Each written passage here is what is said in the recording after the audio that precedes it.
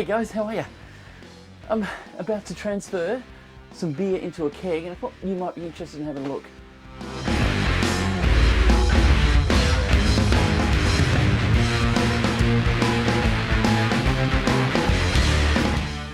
So what I'm doing is I have a Mexican Cerveza that I put into a Chubby, which is kindly supplied by Keg King. Thank you guys.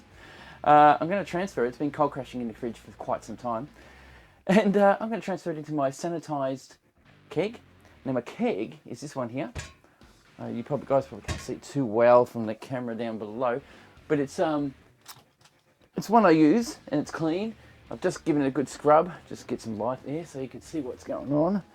One I've used before and I've given it a good scrub clean. I'm going to transfer it from my sealed fermenter into my sealed keg. You know, it's funny, I've got this device that'll help me transfer my beer without oxygen getting in.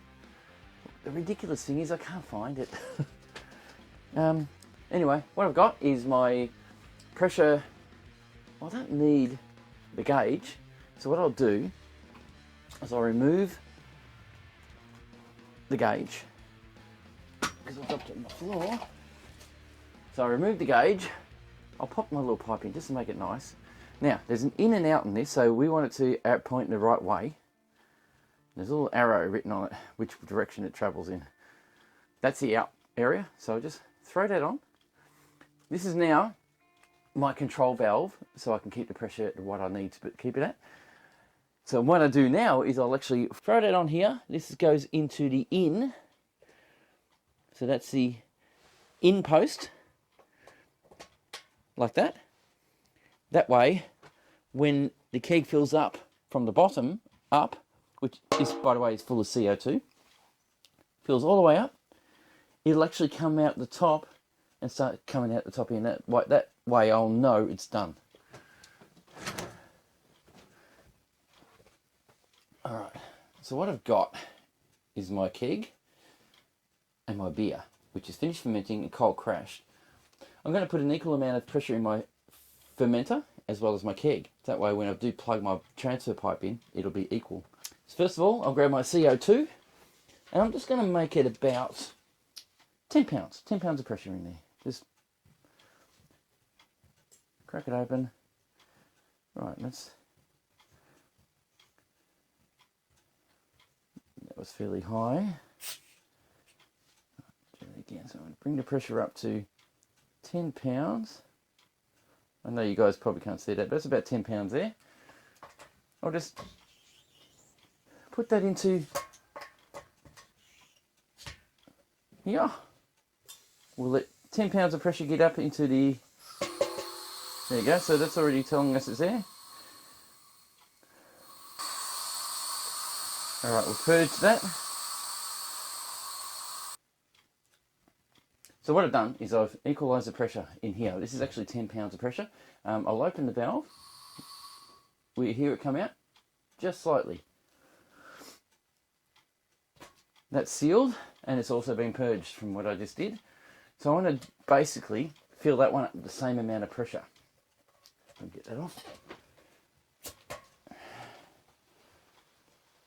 Comes the rain.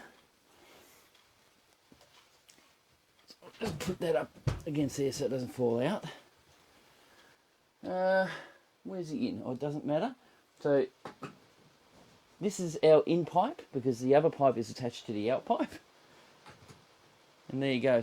So now that is what I've done is I equalised both units. This sanitised keg and cleaned and sanitised keg, and this fermenter. So they're at about 10 pounds of pressure at the moment. So what I'll do now is I need to transfer from that into here. So I need to run it into the out pipe on my keg. Now I have my sanitised transfer pipe, and I'm going to throw it on the out pipe here. I might just put that one here because that one's easier. So I've now equalised the pressure in this by plugging it onto the keg first. So when I plug it on this, there should be bugger all, if any, transfer. So there's a little bit. So it means the pressure in this is a bit lower. So now I'll plug this in and open the valve. That'll let controlled amount of air out or gas out to allow me to fill my keg up with fresh beer. So it will be slightly carbonated, so I'm going to try it, and I'll put it into a glass once it gets full. There'll be a bit left over so I can try it out and have a taste.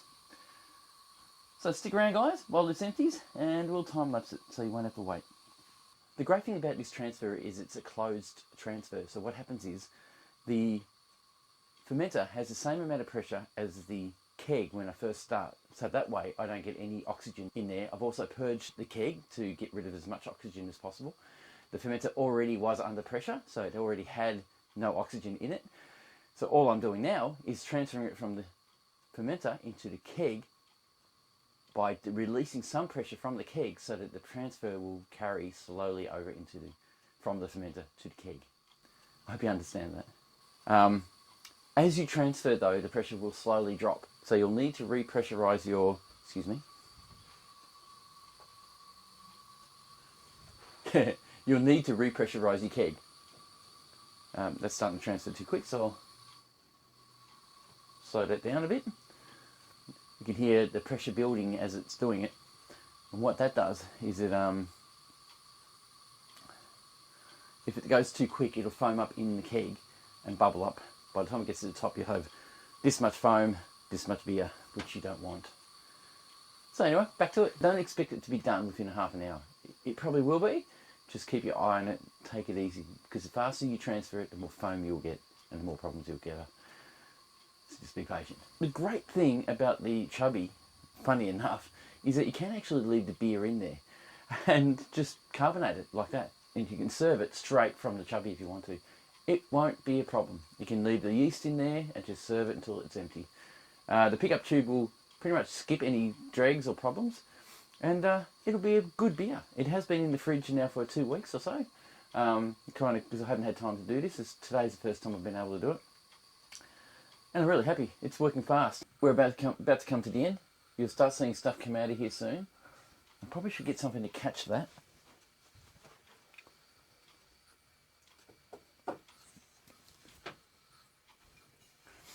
Okay. What's going to happen is, what you can see here is the beer is up to here. It'll rise to the top and it will start pushing foam out first.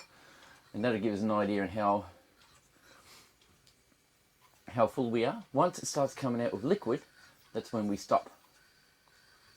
And the easiest way to stop is to actually just pull this off or close the valve. So we'll keep an eye on it. There's going to be some stuff coming out soon.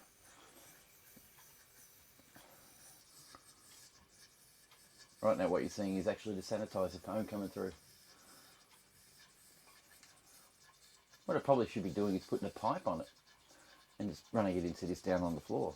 Which is something I might do. Hang on, I'll just stop that. Whoop, oh wait. I'll just stop that for a sec.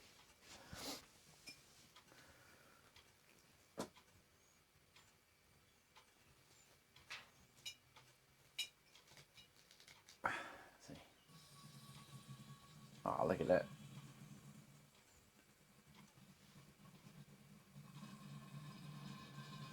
I've actually let it go through harder. And as you can see, it's pumping into the jar now.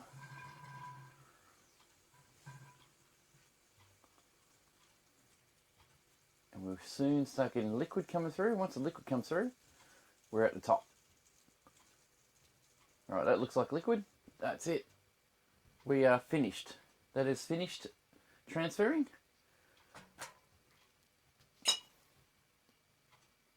I'm sure you can see. There's our keg. It's half empty.